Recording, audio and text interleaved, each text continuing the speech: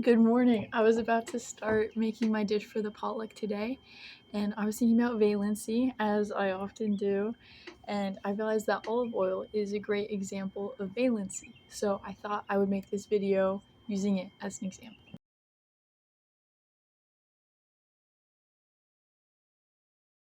Okay, so starting off with monovalency. I think that monovalency is like taking a shot of olive oil in the morning for health purposes. The cup is like the verb because it is an essential part, but it is not considered part of the valency because you're just using it as a vessel to hold the olive oil in.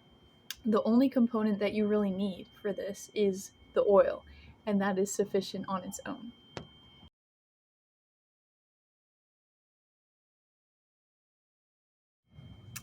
Divalency is like frying something in oil because you need two components, the object that you're frying and the oil.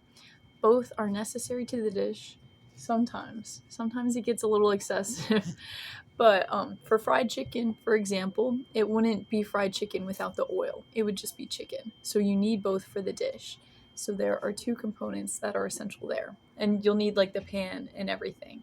But that doesn't count because it's just a vessel that you're cooking in.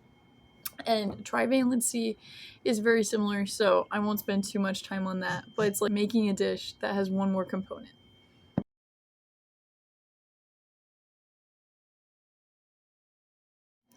Next, some valency decreasing devices like lexicalization, noun incorporation, or reflexive constructions are like making a salad dressing with oil.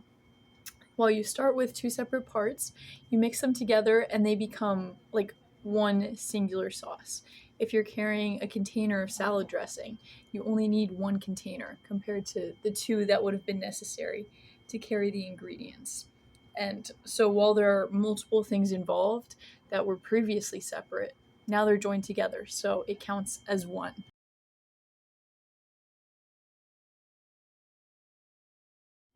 All right, so one specific aspect of valency decreasing devices is passivization, and that is like cooking a pancake in olive oil. While the olive oil is still part of the dish, it is not an essential part, and you can't tell that it's in a pancake. You could use butter or something like that in cooking the pancake. So the valency is lowered because there are only two essential ingredients, which are the pancake batter and then like blueberries or chocolate chips or whatever you want to add. Those are kind of like the direct object because they're necessary, but they are not the main thing. The pancake batter is. And with the oil, while it was important, now you're cooking differently. So its place gets lowered, it gets demoted, and you can make a pancake without it while it does help, and it's still part of the dish.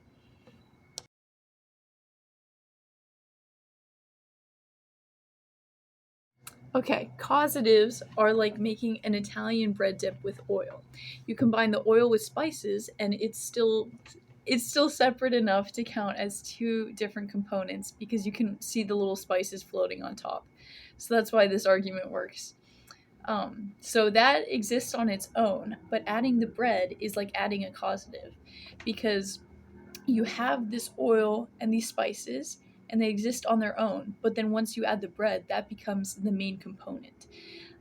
It's so important and it takes over the dish, but it wasn't originally part of it. So the sentence, in this case, could fully exist on its own without a causative, but the valency is increased once you add that additional information.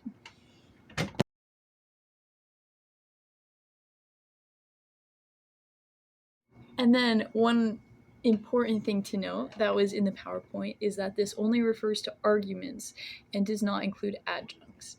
If I, continuing with the example of making a pancake, if I want to expand on that topic, I also need ingredients to make the batter. So talking about like the eggs, the flour, or the baking soda used to make pancakes is like adding prepositions or adjuncts to the sentence because it adds information that is helpful, but just saying that I have pancake batter is enough. And it kind of indicates that there is more involved there, but if I want to expand on it, then I can.